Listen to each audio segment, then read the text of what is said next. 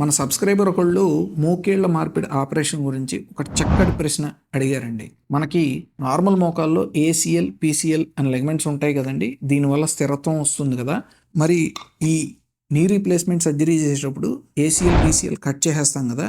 So ఈ ఇంప్లాంట్కి మరి stability ఎలా వస్తుంది అని దానికి నా సమాధానం అండి, ఈ ఇంప్లాంట్ యొక్క డిజైన్లో ఉంటుంది. అదేంటి అంటే ఈ ప్లాస్టిక్ చూసామనుకోండి, దీనికి ఉబ్బెత్తుగా ఇక్కడ కనిపిస్తుంది కదండి, దీన్ని క్యామ్ మెకానిజం అంటారు. దీనివల్ల ఈ మోకాలు అనేది వెనక్కి వెళ్ళదు. ఇది పీసీఎల్ కింద పనిచేస్తుంది. మరి ఈ ప్లాస్టిక్ యొక్క షేప్ ఫ్లాట్గా ఉండదండి, కొంచెం డిష్ డిజైన్లా ఉంటుంది, కాన్కేవ్గా. సో దీనివల్ల ఇంప్లాంట్ అనేది ముందుకు కూడా రాదు. ఇది ఏసీఎల్ కింద పనిచేస్తుంది.